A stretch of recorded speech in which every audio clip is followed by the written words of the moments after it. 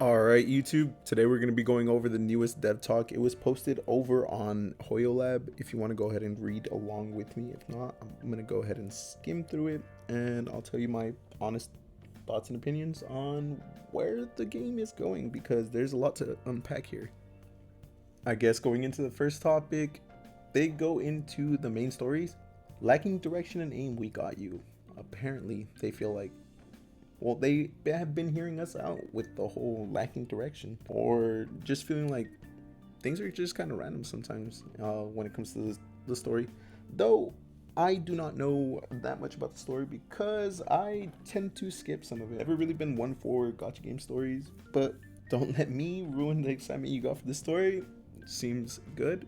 Anyway, they keep going on about improvements to the story, things like why suddenly characters end up showing up in the middle of a plot point or things that are just going on. Though that is honestly just a symptom of being a gacha game. They kind of got to sell the characters, so they end up just throwing in a character just to try to sell it, in the story. So who knows how they're going to go about fixing that, but here's to seeing, and hopefully they figure something out, because honestly that is very immersive breaking to me. It really just feels like they're trying to sell you the character. Moving forward though, like I say, I don't really care that much about the story, but I was excited to see that they are bringing back our AI companion to the story mode, because it feels like Belle and Wise have not really been doing much of what they first started off doing, that being, I guess, like proxies that help out other agents go into the hollows. That's what really got me into Zenless Zone Zero, the story at least. So seeing that they're going back to that is pretty nice to me. I'm really happy about that. And then just some quality of life improvements. They're planning on adding the ramen restaurant that we have on 6th Street in that other location that we have where we can do our dailies. I know that they said that the reason why they made the other part of the map where you do your dailies the way that they did was that you wouldn't have to go inside buildings or have to do any of those types of things. But I honestly think that they messed up because of the amount of distance you have to travel running just to get to the next spot. So it ended up being kind of worse in my opinion. I think that doing your dailies on 6th Street is a lot better. That's where I do mine. On top of, I feel like the scratch ticket, you get a lot more Denny's from it more often, or at least I feel that way, and I've been playing since day one. So one thing that I did want to point out from this panel is they go into exploration a little bit. They do talk about that a bit more in one of these later posts. I did briefly go over this before making this video, but here they did talk about using a bamboo that will help you find treasure. So I don't know if you guys know, but there is a kind of like a mode or a area where you can actually explore in Zenless Zone Zero. You go through those areas in the actual main story, but you're able to go back into those areas and explore, kind of like you're exploring the hollows, and there's chests in there.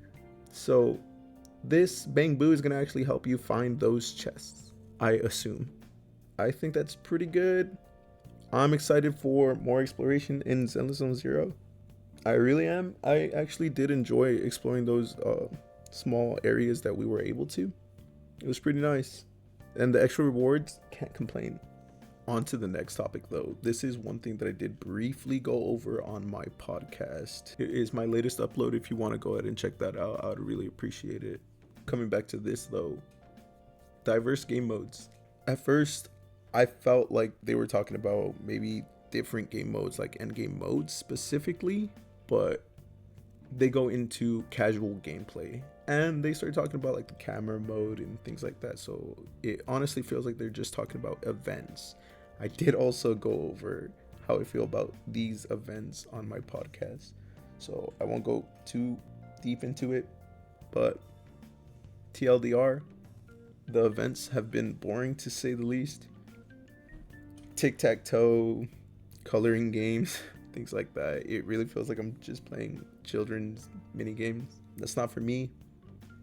The only game modes or events that I've actually enjoyed that they have released was probably the Fall Guys event and the auto chess event.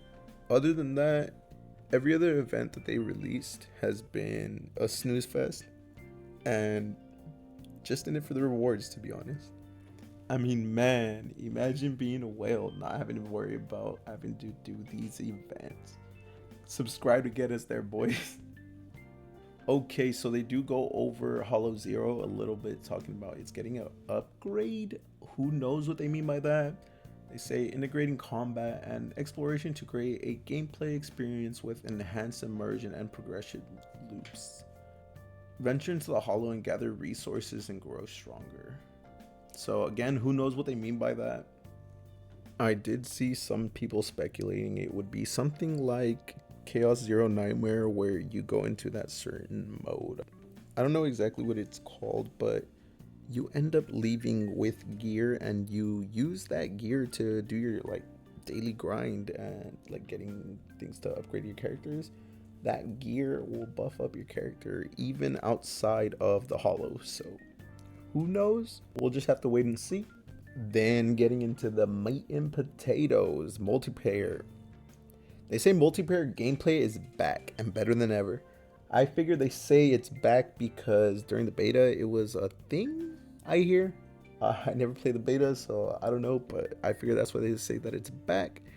Multiplayer features though. I figure it's really just going to be doing your weekly boss fights and domains, kind of like Genshin. I don't think that they're really going to innovate much with this. I'll have to eat my shorts if they prove me wrong, but hey, quality of life improvements right after I was complaining about the game feeling a little stale, and we need new things. So here they are. Guess I'll just have to eat my shorts again, and thankfully, because I love this game. So prove me wrong, Zenless Zero. And speaking about eating my shorts, in this segment, they do talk about Threshold Simulation. I spoke about it again on my podcast. It's kind of crazy because like I say, I touched on a lot of these topics on my last upload. I was talking about on my podcast that I did not believe that they were going to actually update the Threshold Simulation, but here they say, they bring it up. They say missing your favorite characters, Threshold Simulation is a solution. The new gameplay mode, Threshold Simulation, is designed to let the more veteran players shine and thrive, and we will continue to polish and provide a stage for them. That in itself says that they plan to update that mode. I really hope so, because they completely abandoned the tower mode. So I'm really hoping that they do update this game mode, because I actually really enjoyed it. I had a lot of fun. Again, it gives you a reason to use your powercraft characters, because you need like 6 or 4 or 5 different teams, something like that. The more endgame modes involving combat in a combat action game, the better. And then lastly, going over the last bit of information that is relevant. There is a few other things, but it's kind of really just going over this daily feature, I guess. So going to the last thing that's of relevance, they are planning to buff standard banner characters. Who exactly, we have no idea. The next character that we do have some sort of idea that is gonna get buffed though is gonna be Soldier 11, and I have been sailing the seas and I saw that Grace as well is gonna get buffed. She's gonna get electric application to her basic attacks. From what I saw, that was the only thing that was changed from Grace.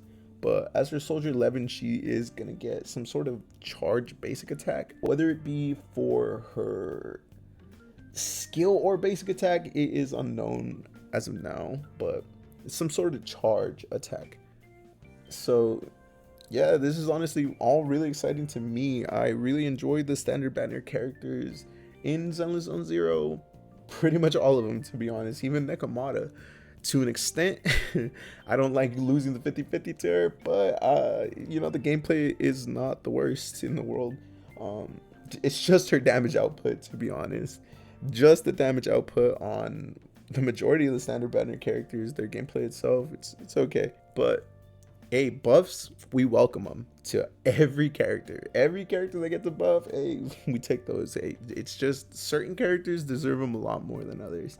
Like, where's the Caesar buff?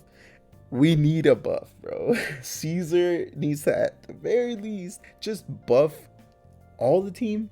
And when a character switches off screen, the shield needs to be on every agent, because when you switch off and try to like switch parry, you end up getting hit sometimes when you're trying to do that with Caesar, and it feels bad, man. So they really need to fix that.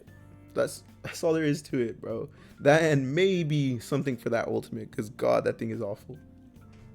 Anyway, that's gonna do it for today's video. Like, comment, subscribe for more Zone Zero content, and I'll catch you in the next video. All right, peace out.